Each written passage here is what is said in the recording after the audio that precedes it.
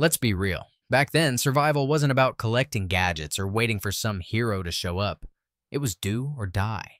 If you hesitated, you didn't make it. Medieval survivors didn't care about trends or influencers. They built what they needed from scratch, with whatever the wild handed them, using stubbornness, sharp instincts, and skills handed down by people who actually knew hardship. What you're about to see isn't some cozy campfire tale or a collection of soft life hacks for weekend warriors. This is the definitive manual. 21 real medieval tricks and raw wisdom that worked when life was brutal and the stakes were survival. If you're here for comfort or fairy tales, you're in the wrong place. But if you want the exact skills that kept people alive through centuries of disaster, welcome to the real medieval survival manual. Don't just watch, take notes. Because when comfort fails, these are the hacks that won't.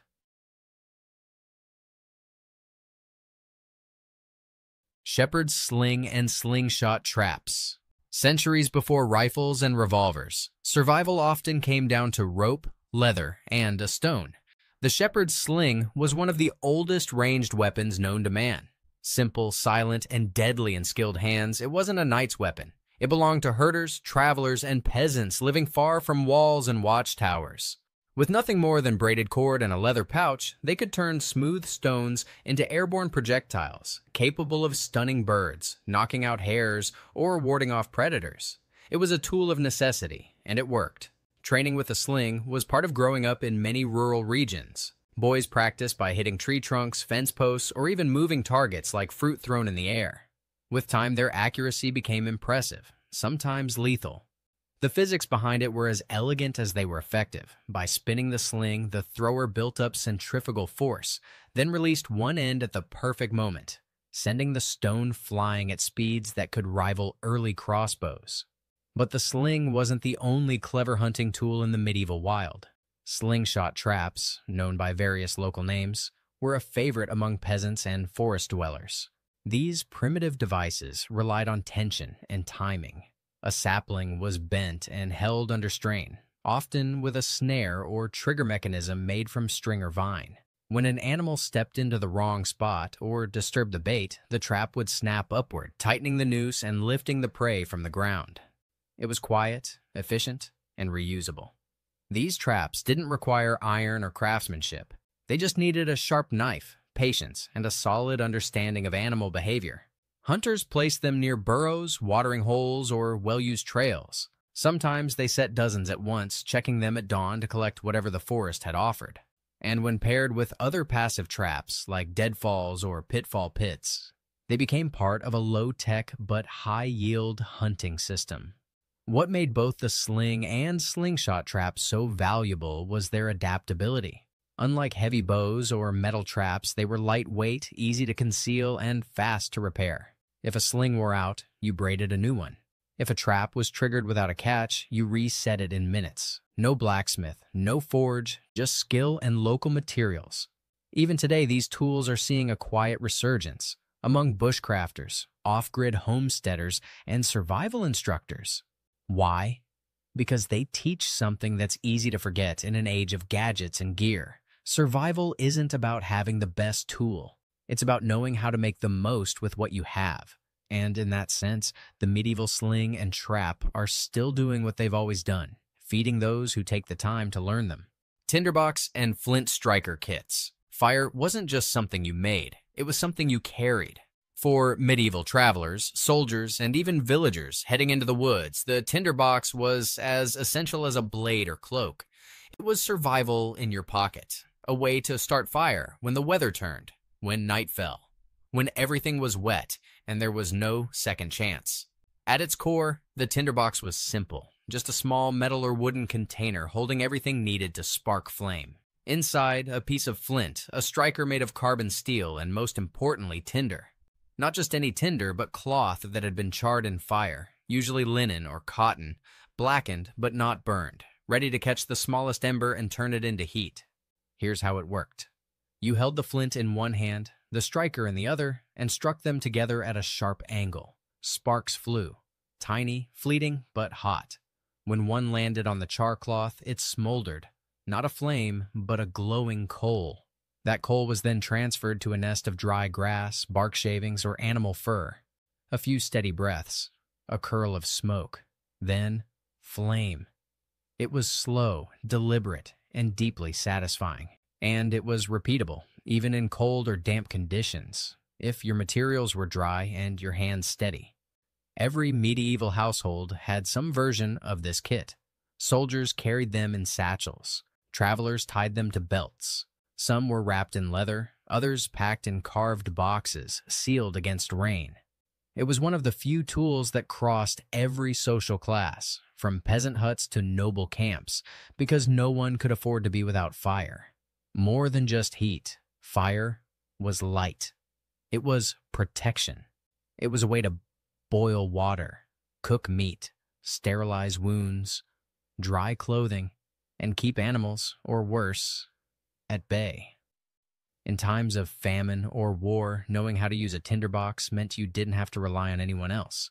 And that kind of knowledge was power. Today, these kits are often recreated by survivalists and reenactors. Modern versions may include ferro rods or magnesium blocks, but the principle is unchanged. Spark plus tinder equals life. And in that glowing coal caught on blackened cloth, you're not just lighting a fire, you're holding history. Medieval bow drill, fire starter. Fire was everything. In the medieval world, it meant warmth, safety, cooked food, and sterilized water. But when the skies were wet and the wind howled through the trees, starting one without flint or matches was a different story. That's where the bow drill came in, an ancient, elegant solution to a fundamental problem: how to make fire from friction. The bow drill wasn't invented in the Middle Ages, but it was perfected by those who depended on it. Simple in design, profound in use, it consisted of 5 parts: the spindle, the hearthboard, the bearing block, a bit of tinder, and of course, the bow. None of it required metal, just dry wood, cordage, and hands that knew what they were doing. Here's how it worked. The spindle, a straight, finger-length stick, was pressed vertically onto the hearthboard, a flat piece of softer wood with a carved notch. The bow, strung tightly with cord, was wrapped around the spindle. One hand gripped the bow, the other pressed down on the spindle using a stone or bone-bearing block. Then came the rhythm, back and forth, back and forth. The bow turned the spindle. The spindle rubbed against the hearth. Smoke curled, dust turned black. And if everything was done just right, if the speed was steady and the pressure firm, that blackened dust would catch, forming a tiny glowing ember, a flicker of heat, born from nothing more than wood and determination. But creating fire this way wasn't just about mechanics. It was about knowing your materials. Different woods created different results. Too hard, and they wouldn't generate enough friction. Too soft, and they'd crumble. Willow and elder were popular choices for the hearth. Hazel or spindlewood often served for the drill. Cordage came from animal sinew, twisted plant fibers, or even rawhide. Every part mattered. In medieval villages and outposts, the bow drill was often a last resort. Flint and steel were prized, but not always available, especially to the poor.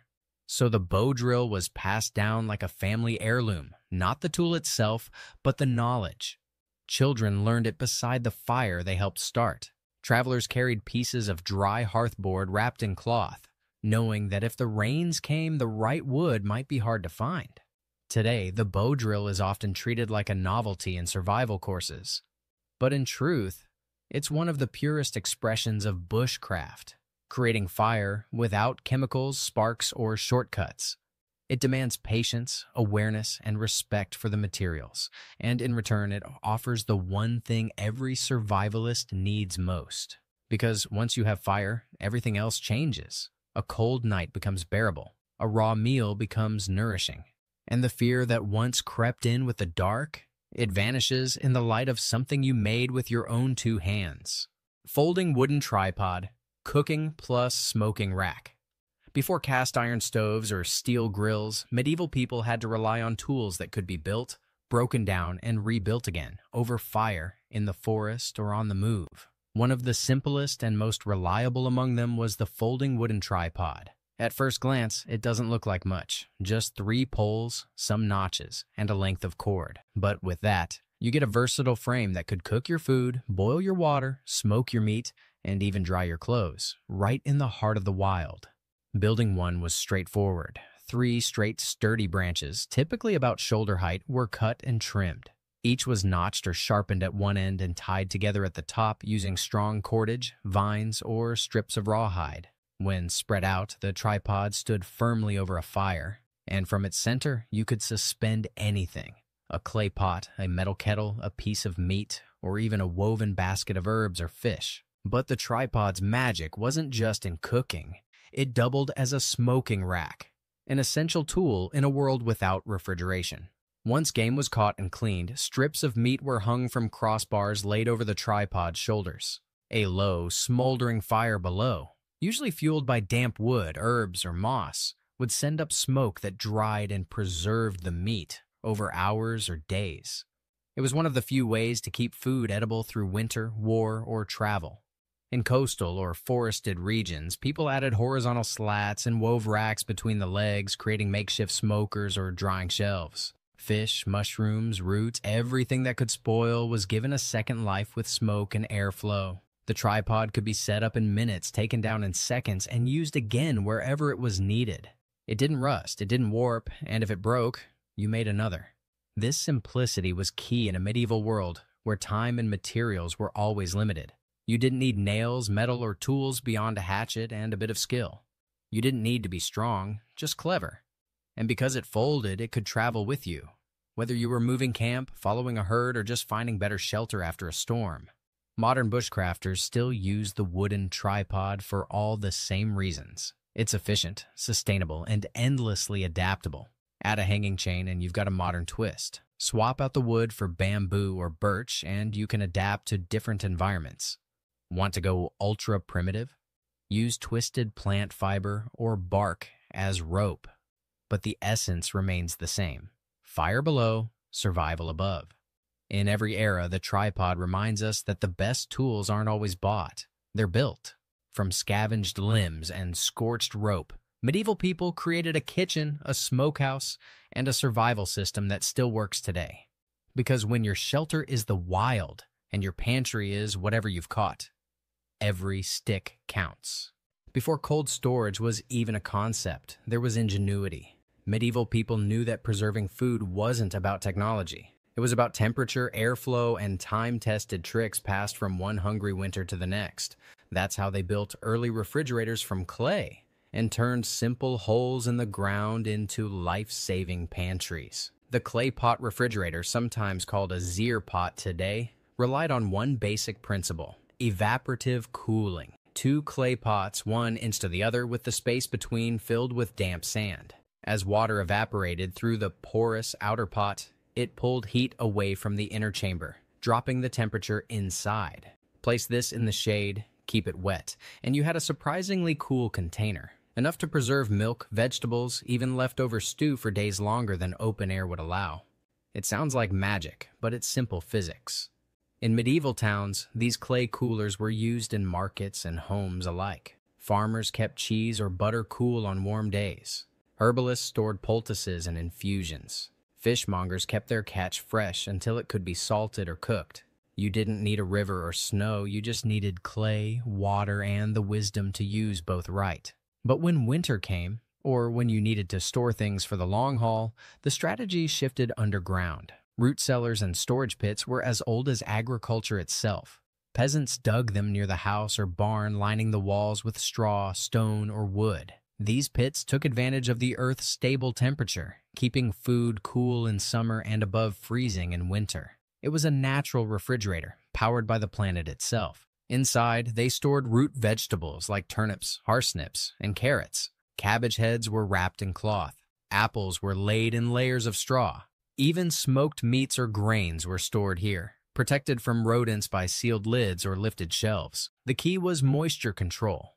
Too dry and food shriveled. Too damp and it rotted. So villagers learned to balance airflow and insulation. Venting pits, layering materials, even placing charcoal to absorb odors. Some communities dug these pits beneath homes, keeping food literally beneath their feet. Others shared larger communal storage pits, checked daily during lean months. In either case, The message was clear: waste nothing, store everything, because you never knew when the next crop might fail. Today, as modern society faces rising energy costs and unstable systems, these ancient techniques are coming back. Off-grid homesteaders build clay pot fridges to preserve fresh food in desert climates. Survivalists dig root pits in forest shelters. And those looking to live closer to the land are finding that refrigeration doesn't have to plug into a wall. It just has to work. And in the quiet dark of a well-dug pit or the damp walls of a hand-shaped pot, medieval wisdom whispers again: the earth will keep your food if you know how to ask it. Bushcraft shelter pegs and binding techniques. Shelter wasn't a structure, it was a skill. In the medieval world, you couldn't always count on walls. Whether herding livestock, traveling between villages, or escaping war-torn regions, people needed to build with whatever the forest gave them. And with just a hatchet, rope, and a good eye for timber, they could. The secret? Pegs and bindings. Forget nails or metal fasteners. Most peasants couldn't afford them. Instead, they used sharpened wooden pegs, split branches, and twisted fibers to create strong, stable structures that could withstand rain, wind, and snow. It wasn't just bushcraft, it was architecture adapted to survival. It started with the frame. 3 or 4 thick limbs were cut from hardwood trees, oak, ash, or hazel, and driven into the ground. These formed the main posts. Crossbeams were lashed between them, secured with bindings made from twisted bark strips, nettle cordage, or even animal sinew. The joints were reinforced with wooden pegs, tapered by hand and hammered through pre-carved holes. This gave stability without relying on nails or glue. Then came the roof. Branches were woven between beams to form a lattice. Over that, layers of bark, leaves, or thatch were added for insulation and waterproofing. In colder seasons, mud or moss was packed into the gaps. A good builder knew how to angle the roof for runoff, how to raise the floor with logs, and how to vent smoke from a small internal fire. None of this required a single piece of iron. It was a system based entirely on knowledge, on how to split wood without cracking it, how to strip fibers for rope, how to find trees that bent instead of snapped. It was taught by example, passed down from parent to child, not written down, but remembered in hands and muscle memory. Some medieval hunting lodges and field shelters stood for seasons without repair. Others were dismantled and rebuilt as people moved with the seasons or game. The technique was flexible, scalable, and surprisingly strong, especially when time and weather didn't allow for more permanent structures. Today, bushcraft experts use the same methods to build off-grid shelters, emergency camps, or even full cabins. And whether it's a lean-to, an A-frame, or a thatched lodge, the principles are the same. Use the land, respect the material, and let knowledge do the work. Because in the wild, survival isn't about owning tools. It's about knowing how to make them count. Water purifier with charcoal and sand layers. In medieval life, water could be a blessing or a death sentence. Rivers brought life to crops and cattle, but they also carried waste, rot, and disease. Wells were safer, but not always accessible. And in times of war, famine, or drought, even clean water could vanish overnight. So how did people survive? With something deceptively simple: layered filtration using charcoal, sand, and cloth. This wasn't modern science. It was observation, trial and error, passed down wisdom that said, if you run water through the earth long enough, it comes out cleaner. And from that, peasants and monks alike learned to build rudimentary purifiers using the most basic materials: barrels, clay jars, woven baskets, and what nature gave them. The design was often vertical. A container, usually a wooden barrel or a large ceramic pot, was filled in layers. At the bottom, gravel or coarse stones to catch large debris. Then, a layer of fine sand packed tightly to remove cloudiness and trap smaller particles. On top of that, crushed charcoal, burned wood from cooking fires, ground to a coarse black powder. Charcoal was the secret weapon. It didn't just absorb color and odor, it captured bacteria, filtered out some toxins, and improved taste, especially in stagnant water pulled from puddles or cisterns. Above the charcoal, people often placed cloth or moss as a pre-filter, removing insects, leaves, or larger waste. The result? Water that was visibly cleaner, safer to drink, and less likely to cause illness in an age where disease could wipe out entire villages. It wasn't perfect. It didn't kill everything, but it reduced risk. And in a world where one bad drink could mean fever, dysentery, or death, that was everything. These filters were often placed near hearths or gardens, close to where water was drawn daily. They weren't built for pressure or speed, but for patience. Slow drip filters, some of which took hours to produce a single jug of water. But that slowness was the point. The longer the water spent in contact with charcoal and sand, the cleaner it became. Some versions went further. Monasteries and larger estates sometimes built permanent stone filtration systems, channeling rainwater through troughs lined with layers of sand and ash. In colder climates, snowmelt was filtered this way too, captured in basins, melted by sun or fire, and dripped through multi-layered jars before use. Today, these same principles are used in emergency filters, off-grid systems, and eco-villages around the world. The idea that charcoal and sand can purify water isn't medieval myth. It's modern survival science, born in a time when the only option was to make clean water yourself. With nothing but firewood, earth, and gravity, medieval people created a solution to one of the deadliest challenges of their time. And maybe that's the lesson. You don't always need chemicals, tech, or pumps. Sometimes, what keeps you alive has been under your feet the whole time, waiting for you to build it, layer by layer. Survival, at its core, is never about having more. It's about knowing more. These medieval tools weren't born from comfort or abundance. They were shaped by necessity, refined by repetition, and trusted because they worked when nothing else did. Each one tells a story of resilience, of people who faced cold nights, empty fields, and uncertain futures. What they left behind isn't just old technology, it's a blueprint. A quiet reminder that even in the harshest times, human hands and minds have always found a way forward, not through luxury, but through knowledge, patience, and the will to try. So you've got the tools. Good for you, but guess what? None of that matters if you freeze before you get to use them. The medieval world didn't hand out second chances for those who couldn't handle the cold. When firewood ran out, most people folded. The smart ones? They hacked the winter with tricks no modern expert talks about, ready to see what kept real survivors warm when everyone else was shivering. Let's turn up the cold and see who's actually built to last. Compost heat. Warming up with rot. In the coldest corners of medieval life, survival sometimes meant turning to the most unlikely sources of warmth, including piles of rotting material. It wasn't random. Medieval villagers understood that decomposition produces heat, so when firewood ran low or the winter dragged on longer than expected, they turned to compost. Not the kind you see in neat garden bins today, but massive, steaming piles of straw, manure, kitchen scraps, and leaves built on purpose to generate warmth. Peasants placed them strategically behind walls, near sleeping quarters, or even just outside livestock pens, and they used that warmth. Some homes had stone benches or compartments pressed against the compost side of the house to absorb radiant heat. Others dug shallow pits next to compost mounds, lined them with straw, and used them for warming storage, keeping root vegetables from freezing and people from shivering. In especially harsh regions, some villagers even designed compost sheds, enclosed outbuildings where decomposing matter heated the space enough to serve as a workshop or emergency sleeping area. The smell wasn't exactly pleasant, but that wasn't the point. When temperatures dropped and the woodpile was empty, it wasn't fire that kept people alive. It was fermentation. Modern permaculture and greenhouse growers still use this principle today. Heat from compost piles helps regulate soil temperature and protect crops. But for medieval people, it wasn't sustainability. It was necessity. Rot kept them warm when fire couldn't.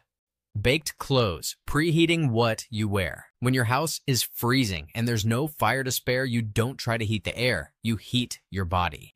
That was the logic behind one of the simplest, most brilliant tricks medieval people used, warming their clothes before wearing them. Instead of wasting precious wood heating an entire room, peasants found ways to apply heat where it counted most. After baking bread or stew, they'd place their shirts, cloaks, or boots inside the still warm oven. The retained heat would soften the fabrics, drive out any dampness, and create a sudden surge of comfort when worn. On especially frigid days, this small gesture made the difference between movement and misery. Some homes kept a warming shelf, a slab of stone or clay near the hearth specifically for drying and heating clothes. Others used heated bricks or stones wrapped in cloth, pressing them into garments or bedding to pre-warm specific areas, like sleeves or boots. Wool garments held the heat well, and even rough linen felt welcoming when warmed from within. This method extended to bedtime as well. Cloaks or underlayers were laid over the ashes of the fire after cooking, so when it was time to sleep, they retained just enough heat to ease the transition into a cold bed. More than comfort, this practice protected the body. In regions where frostbite was common and hypothermia could kill within hours, warming clothes wasn't indulgent, it was strategic.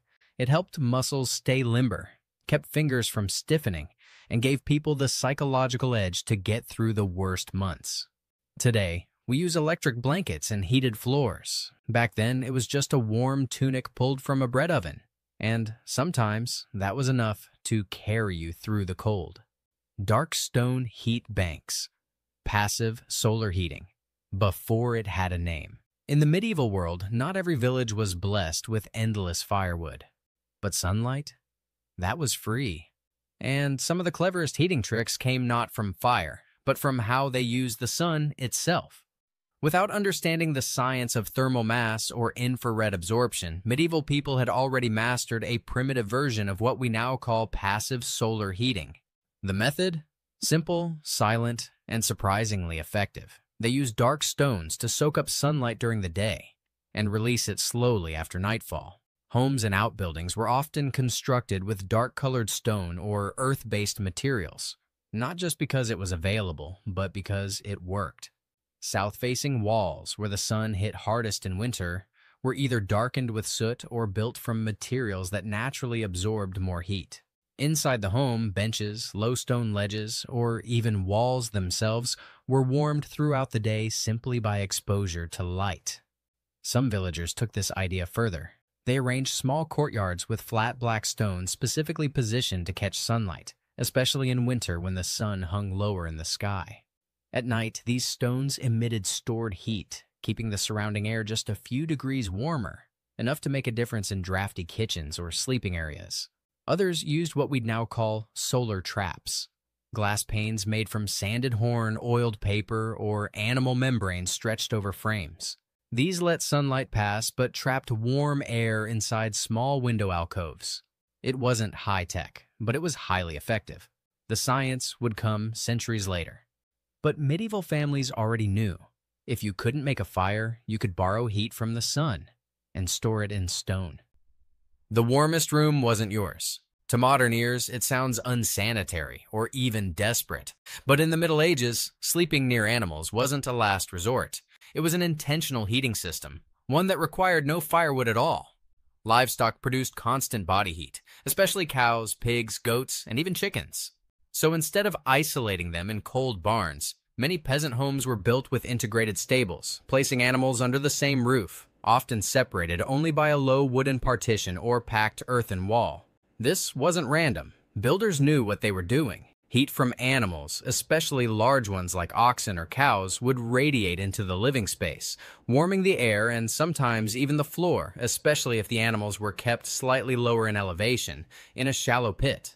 Warm air rises, and peasants used that simple fact to their advantage. In alpine and northern regions, this setup became architectural tradition. Entire villages had homes known as house barns, where the family lived upstairs and the animals below. The floor separating them was made of thick wood or packed straw, allowing heat to pass through while blocking smells and noise as much as possible. The results were incredibly effective. In a time with no insulation, these homes could stay 10 to 15 degrees warmer than the outside air, without burning a single log. And it wasn't just about room temperature. Children, the elderly, and the sick were often given spots nearest to the stable wall, where the heat was strongest. Some families even designed sleeping platforms above the livestock pen, like a bunk bed over a living furnace. Of course, it came with downsides. The smell wasn't pleasant, the noise could be constant, and there was always the risk of disease. But in a bitter winter, when fuel was gone and temperatures dropped below freezing, those inconveniences didn't matter. Because for many medieval families, survival meant sharing your home with the hooves, the hay, and the heat. Layered straw beds and nesting pits, beating the cold from the ground up. If you've ever tried sleeping on a cold floor, you know it. The ground doesn't just feel cold, it steals your body heat. And in a medieval winter, that could be dangerous. But peasants knew this too, and they developed one of the smartest no-fire heating solutions of the age: layered straw beds and nesting pits. The logic was simple. If you couldn't heat the room, and you couldn't heat the bed, you did the next best thing. Trap your own body heat and insulate yourself from the frozen ground. That's where straw came in.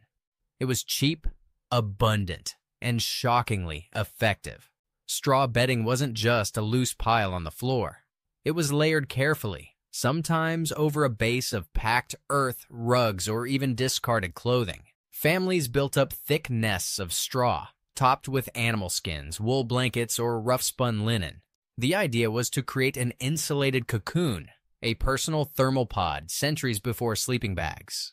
But it didn't stop there. In some homes, families dug shallow pits into the ground, just a few feet deep, and lined them with straw, dried moss, or fur. People would climb into these pits at night, curl into fetal positions, and cover themselves entirely. These heat traps worked astonishingly well. With multiple people inside, the shared body heat was enough to keep temperatures survivable even during snowstorms. Children and the elderly were often placed in the center of the nest while others slept around them, forming a living barrier against the cold air. It wasn't comfortable, but it worked. And in homes with no firewood, every layer of straw could mean the difference between life and frostbite. Modern survivalists call this the principle of insulation and clustering. Medieval peasants called it bedtime. Insulated seating, heated stones, and hay cushions. When you're cold, even sitting down can feel like a punishment, especially if the bench beneath you is made of stone or wood soaked in winter chill. Medieval people understood this well. That's why they didn't just focus on beds and walls. They brought heat to their seats, too. Enter the world of insulated cushions, straw pads, and heated stones. Small, brilliant hacks that made life just a little more bearable during freezing months. In many peasant homes, seating was rudimentary: wooden benches, stone slabs, or simple stools. But those surfaces became heat drains when the fire was out. To fix that, villagers crafted cushions filled with straw, wool scraps, or hay, light, breathable materials that created a buffer between the cold surface and the human body. Some took it a step further. Before sitting, they would place flat stones in the fire or near hot ashes, then wrap them in cloth or tuck them inside hollowed-out straw cushions. The result? A primitive heated seat that kept the legs and lower back warm for hours. In larger homes or communal spaces, there were even heat benches, built directly against kitchen hearths or warm interior walls. These spots became gathering areas not just for socializing, but for preserving core body temperature, especially for elders or small children. And these tricks weren't limited to humans. In colder regions, livestock pens had insulated milking stools and resting platforms layered with hay, not for comfort, but to keep the animals healthy and producing. When modern survival experts talk about heat zones and conserving core warmth, this is what they mean. But medieval folks figured it out with nothing more than a rock, a fire, and a handful of straw. Sometimes it wasn't about heating the house. It was about making where you sat survivable. Body heat clusters, strategic sleeping positions.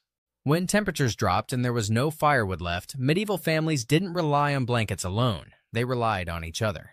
Sleeping wasn't just about rest. It was a coordinated act of survival, and body heat became the most valuable heat source in the house. Most homes didn't have private rooms or individual beds. Instead, families slept together in tight clusters, often in a single room or even on the same straw mat. But this wasn't just for space. It was deliberate. People positioned themselves in ways that maximized warmth and minimized exposure. The elderly or youngest children were placed in the middle, surrounded by stronger adults who could handle colder edges. Sometimes they slept in a circle, knees to backs, forming a human nest where everyone's core heat contributed to the whole. In colder regions, records describe families sleeping chest to back in chains, like sardines packed for warmth. not for comfort, but efficiency. Even the way they wrapped themselves mattered. Layers of shared wool, cloaks, and animal skins were spread across multiple people instead of one, trapping heat in a shared microclimate. And when temperatures were especially brutal, domestic animals, dogs, goats, or even chickens, were brought into the cluster too, turning the group into a literal body-powered furnace. Sleeping this way also reduced the need for additional fuel. Instead of trying to heat a room, you heated the space under the covers, concentrating warmth where it counted. It also built a rhythm into the night. People shifted together, breathed together, and endured together. It may seem unthinkable today, in an age of heated mattresses and personal space. But for medieval families facing frost with no fire, the only insulation they had was each other. And in those frozen hours before dawn, body heat wasn't just comfort. It was everything. Tapestries, wall carpets, and ceiling drapes, warming the room without fire. When we picture medieval castles or manors, we often imagine grand tapestries hanging on the walls, scenes of battles, forests, or noble coats of arms. But those embroidered masterpieces weren't just decoration. They were also a form of insulation, designed to fight the one enemy no lord or peasant could ignore: the cold. In thick-stoned buildings, especially castles or large rural homes, stone walls acted like ice blocks in winter, absorbing and holding cold for days. Lighting a fire helped, but much of the heat vanished into the walls or up through the ceiling. That's where textiles came in. Tapestries, furs, and thick woven carpets were hung on walls, placed over doors, and even draped from the ceiling, not just to impress guests, but to trap heat inside. These layers created a buffer between the room's interior and the icy walls. Some households used multiple layers, first wool, then felt, then embroidered cloth, each one blocking a bit more chill and keeping more warmth in. In noble homes, bed canopies served the same purpose. Thick curtains were drawn around beds at night, turning them into private microclimates. Heat from the body would gather and stay, rather than dispersing into open air. This wasn't about elegance. It was a response to freezing interiors, where the fire burned out by midnight and frost crept through the cracks. Even humbler homes used this idea. In the absence of fancy cloth, old blankets, sacks, or stitched-together scraps were hung on walls and doors. Some families draped furs or hides from the rafters to block drafts coming down from uninsulated ceilings. These textiles didn't generate heat, but they protected every degree the body or the hearth managed to produce. And when firewood was gone, those extra degrees could mean the world. Residual kitchen heat, sleeping by the stove.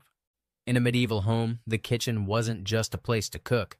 It was often the only room guaranteed to be warm, at least for part of the day, and when firewood was scarce, medieval families learned to squeeze every last ember of heat from it. The key was simple. When the fire went out, the heat didn't.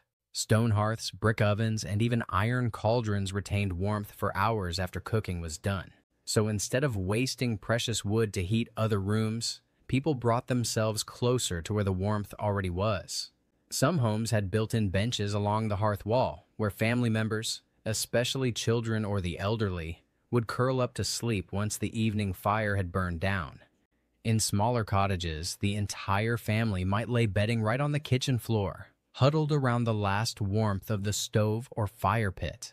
They didn't just rely on the fire's flame, they used the thermal mass of the structure itself. Thick walls around the hearth would soak in heat during cooking, slowly releasing it overnight. Some even buried heated stones in the ashes, then pulled them out later, wrapped in cloth, to warm the feet, the bed, or even the inside of a cloak. Everything had a second use. The pot that cooked soup was filled with hot water again, and set beside a bedroll. The baking oven, still warm after bread making, became a place to dry boots, gloves, or even nap, tucked close to the opening. When wood was gone and the nights were long, the kitchen became more than a room. It was a lifeboat of heat, a space where survival, nourishment, and warmth came together one last time before darkness fully set in. It wasn't luxury. It wasn't comfort. It was strategy. and it kept them alive until morning, the warmth they fought for. When we think of surviving winter, we picture roaring fires and thick blankets. But for medieval people, warmth wasn't a given.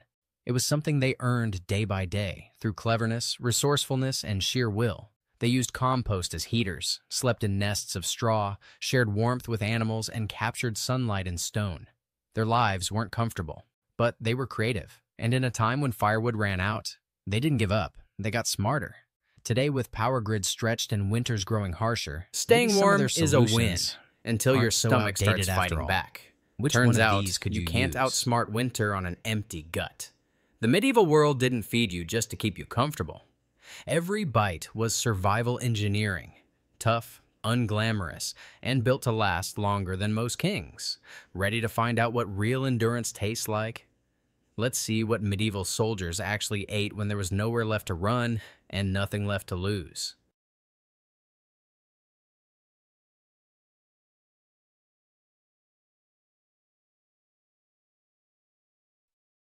Hardtack, the biscuit that could outlive you. At first glance, it looked like a cracker, but bite into it, and you'd think you'd hit a brick wall. Hardtack was less of a meal and more of a challenge, and yet, for medieval soldiers, it was the foundation of survival. This simple mix of flour and water was baked until it lost nearly all moisture. No yeast, no oil, no luxury. Just a flat, dry slab of dough hardened by fire and time. The result? A food that could last for years without spoiling. Perfect for long marches, sieges, or storing in damp, unpredictable climates. Mass production of hardtack wasn't elegant, but it was efficient. Monks, bakers, and military suppliers across Europe would churn out thousands of pieces at a time. Once cooled, they were stacked tightly in wooden crates or cloth sacks, sometimes even sealed with wax or pitch to protect against moisture, mold, and rodents. In northern ports, hardtack was stored alongside salted fish and grain as a strategic reserve, ready to be hauled out at a moment's notice. But here's the thing, no one ate it as is. Trying to chew a fresh piece of hardtack straight out of the bag could crack a tooth. Soldiers softened it by soaking it in beer, broth, soup, or even tucking it into stews for hours. Some grated it down into crumbs to thicken porridges. Others roasted it over fire to soften the surface.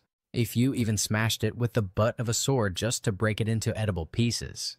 And then there were the uninvited additions. Hardtack that wasn't perfectly sealed often became infested with weevils and maggots, but in times of hunger, complaints were few.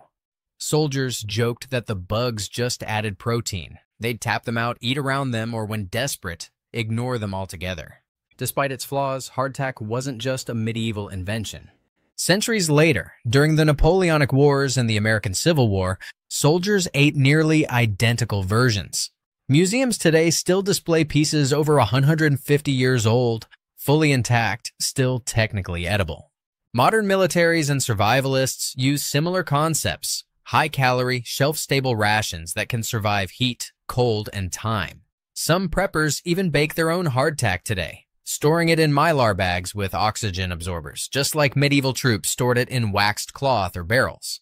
It was never delicious. But hardtack could feed an army, cross an ocean, outlast a siege, and still be waiting years later when the next battle came. Salted meat and fish, preserving protein for the long war. Before refrigeration, meat was a ticking time bomb. It could spoil in a day, attract disease, and ruin entire supply trains. That's why medieval armies relied so heavily on salted and smoked protein. Not because it was tasty, but because it could survive the journey and still feed a marching army weeks later. The process was simple but brutal. Large cuts of pork or beef were buried in layers of coarse salt, sometimes soaked in brine barrels, then hung to dry. Fish, especially cod, herring, and eels, were often split, gutted, salted, and then smoked over low flames for days. The salt didn't just dehydrate the meat, it created a hostile environment for bacteria, turning the meat into a dense, chewy, shelf-stable block of calories. This wasn't food for comfort, it was food for survival. Medieval soldiers carried strips of salted pork in cloth wraps, tied to their packs or saddles. These chunks were tough as leather, requiring long boiling or slicing into stews to make them edible. Fish was favored for its light weight and even longer shelf life. Salted cod, in particular, became the backbone of many Christian armies during Lent and holy campaigns, when meat was restricted. In fact, entire naval supply chains existed just to ship barrels of dried cod from Northern Europe to crusading forces in the East. Knights and officers had the luxury of fresher meat. They often brought live animals on the march, tethered behind the supply line. Chickens, goats, and even pigs traveled with the baggage train, slaughtered when needed for fresh protein. But for the common soldier, preserved meat was standard issue.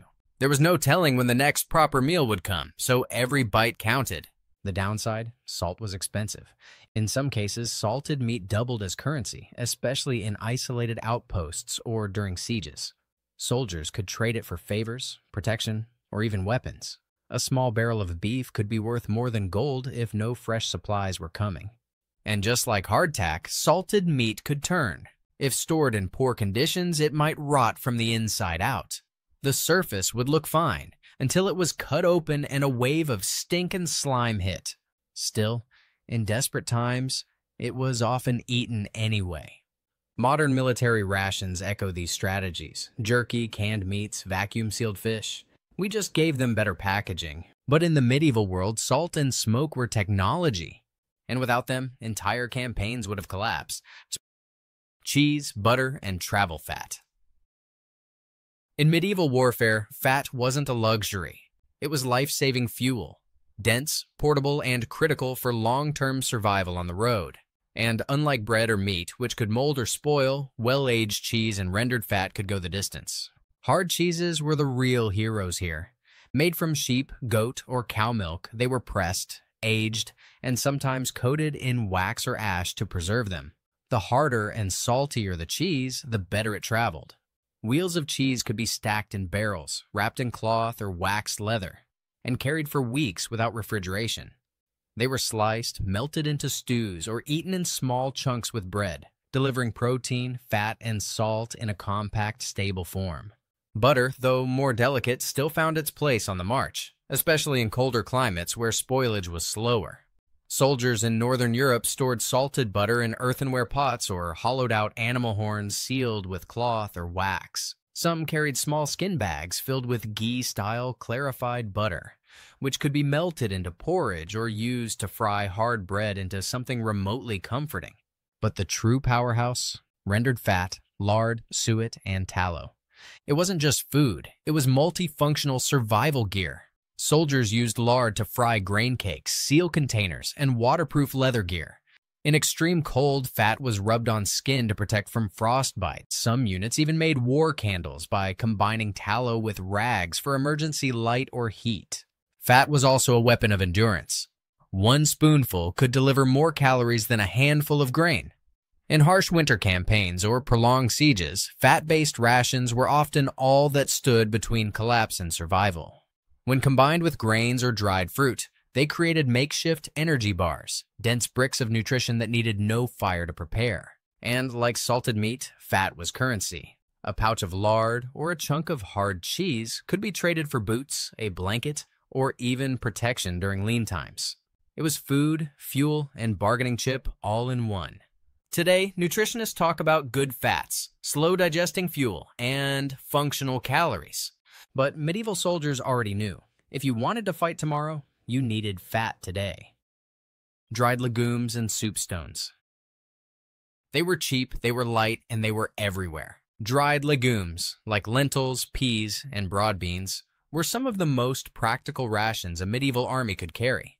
They lasted for months if kept dry, were packed with protein and fiber, and swelled up during cooking, stretching a small handful into a hearty meal. Combined with bits of salted meat or herbs, they formed the base of many battlefield stews and porridges. They weren't glamorous, but they were nutritional powerhouses. Soldiers didn't always have pots or full kitchens, so when they stopped to rest, they used what they had: large iron kettles, stone bowls, or even heated rocks. In some areas, they used what were known as soup stones, flat, dense stones heated in the fire and dropped into containers of water to boil legumes without needing metal cookware. Crude, but effective. These legumes also served as currency. Villages under military pressure might offer sacks of dried peas or beans as part of tribute or trade, and when everything else ran out, they were the last dependable calories in the bag. Today, we see them in every survival pantry. Dried lentils, beans, soup mixes. But back then, they were already battle-tested, centuries before we thought of storing non-perishables. They weren't fancy, but they were life insurance in a sack. Medieval trail mix: fruit, honey, and nuts. You might think trail mix is a modern invention, but medieval soldiers were already snacking smart, long before backpacks had zippers.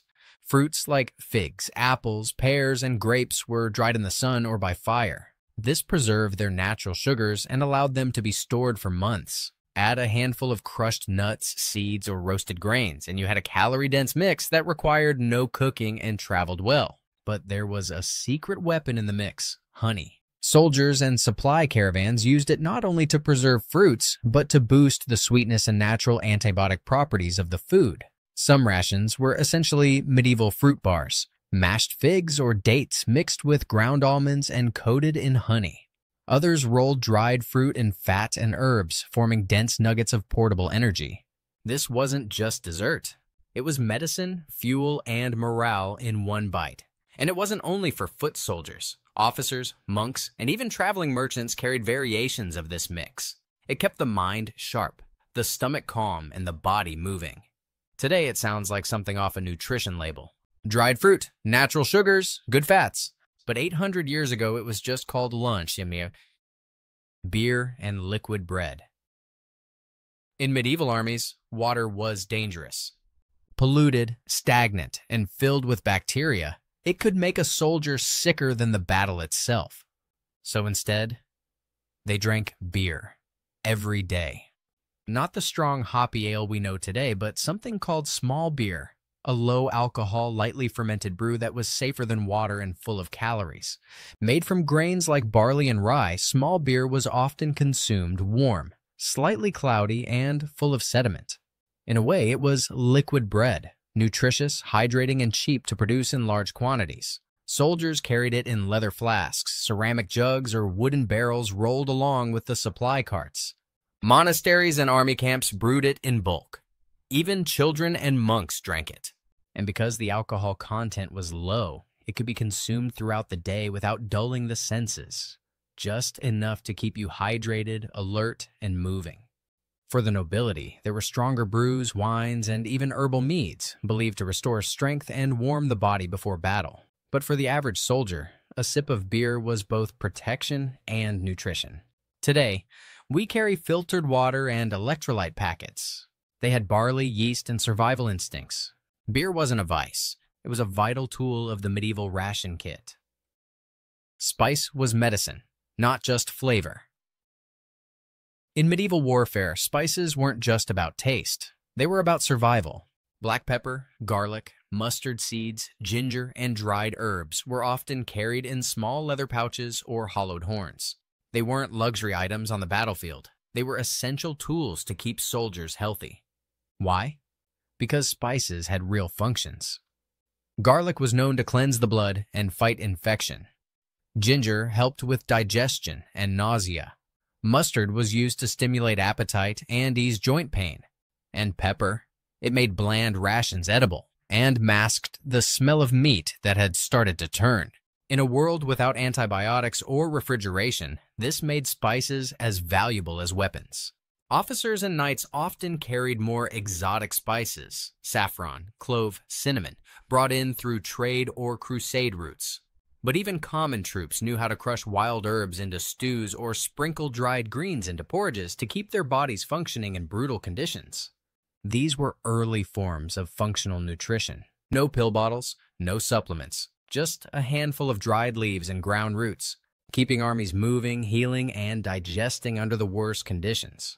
Modern medicine calls it antimicrobial and anti-inflammatory. The medieval soldier just called it dinner with a chance of survival. Campfire stews and field kitchens. When an army wasn't marching or fighting, it was cooking. Not in proper kitchens, of course, but around campfires, where every soldier hoped for something warm, filling, and familiar. That's where the camp stew came in, a one-pot survival meal that could turn scraps into strength. Field stews were as diverse as the soldiers eating them. Some were made with barley, lentils, or bits of dried meat. Others used whatever could be scavenged: onions, wild herbs, stale bread, or even bits of bone boiled for hours to pull out flavor. The beauty of these meals was in their flexibility. You could feed 5 men or 50 with the same base, simply by thinning it out and adding more water or grain. Large iron kettles were passed from unit to unit, and every soldier might contribute something to the pot: a spoon of lard, a handful of legumes, a dried root from a local field. It wasn't gourmet, but it worked, providing warmth, calories, and a brief return to normalcy. In some cases, these communal stews became a moment of morale, a way to bond, laugh, and recover before the next march. Modern survivalists use the same principle: stretchable, adaptable meals that use what's on hand and cook in a single pot. The campfire stew wasn't just practical, it was the culinary core of medieval endurance. Siege rations and desperate measures. When an army was surrounded, everything changed. No more fresh supplies, no foraging, no trade, just dwindling stockpiles and the ticking clock of human endurance. Inside the walls, soldiers and civilians alike learned what real hunger meant. Siege rations started with strict rationing. Bread was sliced thinner each day. Water was boiled once, then reused. Stews were stretched with every trick imaginable: crushed bones, tree bark, hay, and scraps of dried legumes. Any protein was carefully hidden and doled out sparingly. Cheese was shaved into slivers. Fat was mixed into porridge by the spoonful, if any remained. But as days turned to weeks, the food ran out. That's when survival became something darker. Leather belts were boiled into broth. Animal hides were scraped, soaked, and chewed for hours to extract anything remotely digestible. In multiple medieval accounts, even parchment scrolls, legal documents, family records, sacred texts were shredded, boiled, and eaten. Dogs and cats disappeared first. Then rats became valuable currency. In some sieges, rat stew became the last warm meal anyone remembered having. In extreme cases, like the Siege of Antioch in 1098 or the Fall of Jerusalem, chroniclers record whispers of cannibalism. Bodies of the fallen, once buried in respect, were dug up under cover of night. Some weren't even buried at all. The psychological toll was immense. Commanders fought to maintain order while soldiers grew feral. Some tried to escape over the walls. Others simply stopped eating altogether. The line between military duty and pure survival blurred and often broke. But even here, some clung to ingenuity. In the siege of Carcassonne, defenders reportedly used pipes and tunnels to smuggle grain from nearby farms. In Eastern Europe, siege camps built hidden rooftop gardens with peas and herbs to trick scouts into thinking they had more food than they did. Sometimes, deception fed as many as real rations. Modern survival training teaches about mindset, resourcefulness, and resilience. But in a medieval siege, you learned those lessons fast, or you didn't survive at all. When the gates closed, so did the menu. And what came next wasn't food. It was endurance in its rawest form. Panforte, the medieval energy bar that fed crusaders. When medieval soldiers needed strength fast and couldn't afford to cook, they turned to something unexpected: a dense, sticky brick of nuts, fruit, spices, and honey. Known as panforte, literally strong bread, this was one of the earliest true energy bars in European history. Born in the city of Siena, Italy, panforte wasn't originally created for war. It was made by monks and apothecaries as a tonic for health and pilgrimage. But it didn't take long for military leaders to realize its value. Packed with calories, long-lasting, and resistant to spoilage, panforte quickly became a common companion for knights, crusaders, and long-distance travelers. The recipe was practical but powerful: dried figs, raisins, or dates mashed into a thick paste, almonds, walnuts, or hazelnuts for crunch and protein, cinnamon, black pepper, nutmeg, or clove for warmth and digestive benefits, all held together by boiled honey that acted as a natural preservative. Sometimes old breadcrumbs or flour were added to make it firmer. Once shaped into dense discs or bricks and wrapped in cloth or parchment, it could survive weeks or longer without refrigeration. This wasn't just battlefield food. Panforte had symbolic weight, too. In religious campaigns like the Crusades, these energy cakes were blessed, carried as gifts for commanders, or used as offerings at holy shrines. Some knights even included them in their wills, meant to be eaten on the journey home, or during their final days. What made Panforte special wasn't just its shelf life. It was balanced nutrition centuries ahead of its time. Natural sugars for quick fuel, nuts for protein and fat, spices for immunity and gut health. Soldiers could eat a piece on the road, in the saddle, or in the middle of a siege, and keep moving. Today, Panforte is sold in boutique bakeries across Italy, often as a holiday treat. But peel away the powdered sugar and pretty wrapping, and you'll find something very familiar. A food designed not for comfort, but for endurance. A bar that gave knights the edge they needed when survival was on the line. In an age of shiny wrappers and synthetic gels, Panforte reminds us that sometimes the original recipe is still the best one. Built to march, built to last. Medieval soldiers didn't eat for flavor. They ate for survival. Every crumb of bread, every spoon of porridge, every slice of salted meat was engineered, not in a lab, but through centuries of necessity. These foods didn't just fill stomachs. They kept men marching, thinking, and fighting through cold, hunger, and exhaustion. Today, we have high-tech nutrition, vacuum seals, and meal kits with 30 ingredients. But sometimes, the answers were already figured out centuries ago. Simple, durable, reliable. The rations that fed medieval armies weren't pretty, but they worked. And in a world full of uncertainty, they might just feed us again.